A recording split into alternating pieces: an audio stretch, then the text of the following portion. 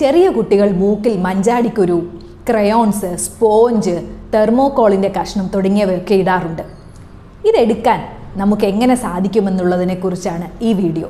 ഞാൻ doctor Pebitha, Kozhikode district cooperative ഹോസ്പിറ്റലിലെ ENT സർജനാണ്.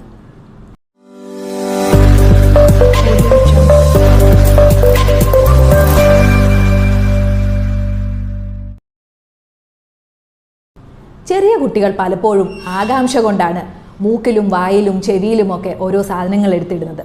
പലപ്പോഴും മഞ്ചാടിക്കുരു, ചെറിയ തെർമോക്കോൾ പീസ്, സ്പോഞ്ചിൻ്റെ കഷ്ണം, ക്രയോൺസ്, സ്ലേറ്റ് പെൻസില്, നിലക്കടല, മറ്റു വെജിറ്റബിൾസിൻ്റെ പീസസ് തുടങ്ങിയവയൊക്കെയാണ് മൂക്കിൽ സ്ഥിരമായിട്ട് കണ്ടുവരുന്ന ഫോറിൻ ബോഡീസ്. ഇതിൽ നമ്മൾ ഭയക്കേണ്ട ഒരു ഫോറിൻ ബോഡിയുണ്ട്, ബട്ടൺ ബാറ്ററി. കുട്ടികളുടെ ടോയ്സിലും അതേപോലെ തന്നെ റിമോട്ടിലും കാൽക്കുലേറ്ററുകളിലുമൊക്കെ വളരെ ഫ്രീക്വൻ്റ് ആയിട്ട് ഈ ബട്ടൺ ബാറ്ററി ലഭ്യമായതുകൊണ്ടാണ് കുട്ടികൾ ഇത് മൂക്കിലിടാറ്. ഈ ബട്ടൺ ബാറ്ററിയെ സംബന്ധിച്ചിടത്തോളം അത് മൂക്കിൻ്റെ ഉള്ളിൽ രാസപ്രവർത്തനം മൂലവും കറണ്ട് മൂലവും വളരെ കോംപ്ലിക്കേഷൻസ് ഉണ്ടാക്കുന്ന ഒരു ഫോറിൻ ബോഡിയാണ്. അതുകൊണ്ട് ഈ ബട്ടൺ ബാറ്ററി മൂക്കിൽ ഇട്ട് കഴിഞ്ഞാൽ എത്രയും വേഗം ഹോസ്പിറ്റലിൽ എത്താൻ ശ്രദ്ധിക്കുക. മൂക്കിൽ സ്ലേറ്റ് പെൻസിലിട്ട ഈ ഒരു കൊച്ചുമിടുക്കിയുടെ വീഡിയോ നമുക്കൊന്ന് കണ്ടു നോക്കാം. എന്താ ചെയ്തേ? എന്താ വികൃതി ഒപ്പിച്ചേ? വികൃതി ഇല്ല. അപ്പൊ മൂക്കിലാരാ ഇതിട്ടേ? എന്താ ഇട്ടേ? പെൻസിലാ? എപ്പോ? ആരും ഉണ്ടായിരുന്നില്ല ആ സമയത്ത്? അച്ഛമ്മ കണ്ടില്ല നീ ഇടുന്നത്? ഇത് എത്ര കാലം മുമ്പായിട്ടേ? ഒരു 9 മാസത്തിനും 3 വയസ്സിനും ഇടയിലുള്ള കുട്ടികളാണ് സാധാരണ മൂക്കിൽ ഫോറിൻ ബോഡി ഇടാറ്. ഇതിൻ്റെ കാരണം എന്താണെന്ന് വെച്ചാൽ ഒരു 9 മാസം ആകുമ്പോഴാണ് പുറമേയുള്ള സാധനങ്ങൾ ഈ ഒരു ഗ്രിപ്പ് കൊണ്ട്, ഇതിനെ പിൻസർ ഗ്രാസ്പ് എന്ന് പറയുന്നു, തള്ളവിരലും ചൂണ്ടുവിരലും ഉപയോഗിച്ച് സാധനങ്ങൾ എടുത്ത് മൂക്കിലേക്കിടാൻ ഈ ഒരു 9 മാസം ആകുമ്പോഴാണ് കുട്ടികൾ പ്രാപ്തരാകുന്നത്. അപ്പോൾ സാധാരണ ഈ ഒരു 9 മാസം മുതൽ ഒരു 3-4 വയസ്സ് വരെയുള്ള കുട്ടികളാണ് മൂക്കിൽ ഫോറിൻ ബോഡി ഇട്ട് OPയിലെത്താറ്. ഇങ്ങനെ ഫോറിൻ ബോഡി ഇട്ട് കഴിഞ്ഞാൽ നമ്മൾ എന്തൊക്കെ ചെയ്യണം, എന്തൊക്കെ ചെയ്യാൻ പാടില്ല? ഏറ്റവും ആദ്യം കുട്ടികളെ ശാന്തരായിട്ടിരുത്താൻ ശ്രമിക്കുക. മാതാപിതാക്കളും പരിഭ്രമിക്കാതെ കുട്ടിയോട് ശാന്തമായിട്ട് സംസാരിക്കുക. മൂക്കിൽ വിരലിടാൻ ഒരിക്കലും കുട്ടി അനുവദിക്കരുത്. മൂക്കിലൂടെ ശ്വാസം വിടാൻ പറയുക. എന്നിട്ട് സാവധാനത്തിൽ ഒരു ടോർച്ച് എടുത്ത് മൂക്കിലൊന്ന് അടിച്ചു നോക്കാം. പലപ്പോഴും ഈ ഫോറിൻ ബോഡി നമുക്ക് തന്നെ കാണാൻ സാധിക്കും. വളരെ മുന്നിലോട്ടാണ്. നിങ്ങൾക്ക് എന്തെങ്കിലും ഒരു ഇൻസ്ട്രുമെൻ്റ് ഉപയോഗിച്ച് അത് എടുക്കാൻ സാധിക്കുമെന്ന് ഉറപ്പുണ്ടെങ്കിൽ, ഒരു 100% ഉറപ്പുണ്ടെങ്കിൽ മാത്രമേ അതിന് ധൈര്യപ്പെടാവൂ. ഇങ്ങനെ ചെയ്തിട്ട് കിട്ടാതെ വന്നാൽ 3 അപകടങ്ങളാണ് ഇതിൻ്റെ പിന്നിൽ പതിയിരിക്കുന്നത്. ഒന്ന്, ഈ ഫോറിൻ ബോഡി പുറകിലേക്ക് വളരെ ഡീപ്പായിട്ട് പോവാം.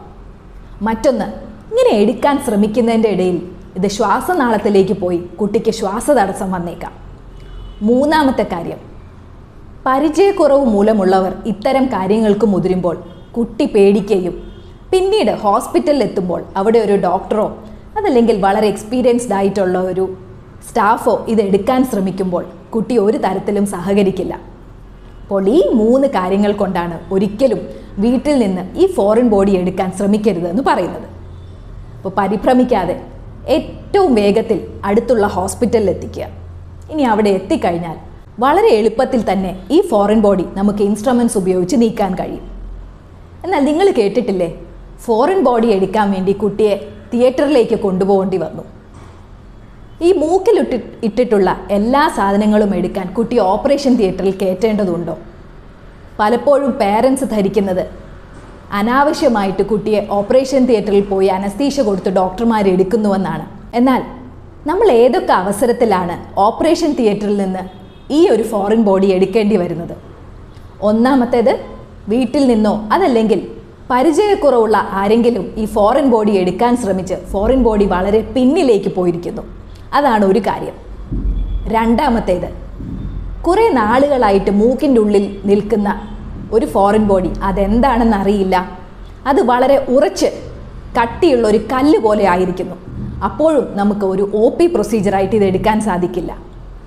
മൂന്നാമത്തേത്, മുമ്പ് ആരെങ്കിലും ഇത് എടുക്കാൻ ശ്രമിച്ചപ്പോൾ കുട്ടി നിലവിളിച്ച് കരയുകയും സഹകരിക്കാതിരിക്കുകയും ചെയ്യുന്ന ഒരവസ്ഥയുണ്ടെങ്കിൽ നമുക്കിത് തിയേറ്ററിൽ അനസ്തീഷ കൊടുത്ത് എടുക്കേണ്ടി വന്നേക്കാം.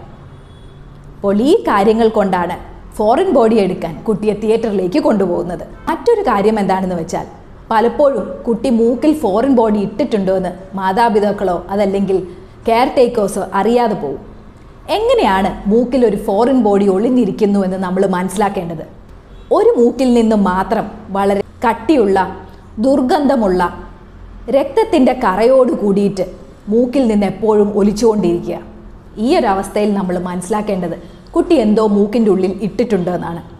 ഇതിനെയാണ് നെഗ്ലക്റ്റഡ് ഫോറിൻ ബോഡി എന്ന് പറയുന്നത്. അപ്പോൾ ഇത്തരത്തിലുള്ള നെഗ്ലക്റ്റഡ് ഫോറിൻ ബോഡി ഉണ്ടെങ്കിലും നമുക്ക് തിയേറ്ററിൽ നിന്ന് എടുക്കുന്നതായിരിക്കും കൂടുതൽ സേഫ് ആയിട്ടുണ്ടാവുക. വീട്ടിൽ നിന്ന് ഈ ഫോറിൻ ബോഡി എടുക്കാൻ എങ്ങനെ അറ്റംപ്റ്റ് ചെയ്യാം? ഇത് പല പേരൻസും ചോദിക്കുന്ന ഒരു ചോദ്യമാണ്. വീട്ടിൽ നിന്ന് ഫോറിൻ ബോഡി എടുക്കാൻ ശ്രമിക്കാനായിട്ട് 3 മാർഗങ്ങളുണ്ട്. ഒരു മൂക്കിൽ മാത്രമാണ് ഫോറിൻ ബോഡി കാണുന്നതെങ്കിൽ മറ്റു മൂക്കിലൂടെ ഒരു സ്ട്രോ വെച്ച് ഒന്ന് ഊതിക്കൊടുക്കാം.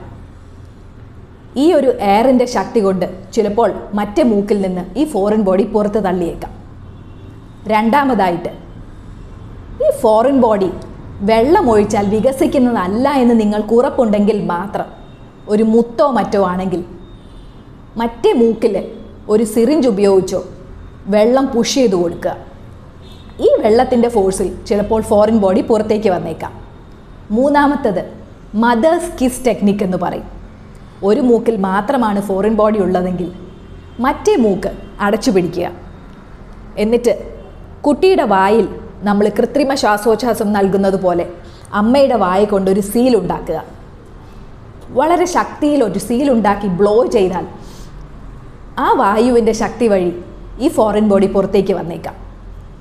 അപ്പോൾ ഈ 3 മാർഗങ്ങളാണ് നമുക്ക് വീട്ടിൽ നിന്ന് ശ്രമിക്കാൻ പറ്റുന്നത്.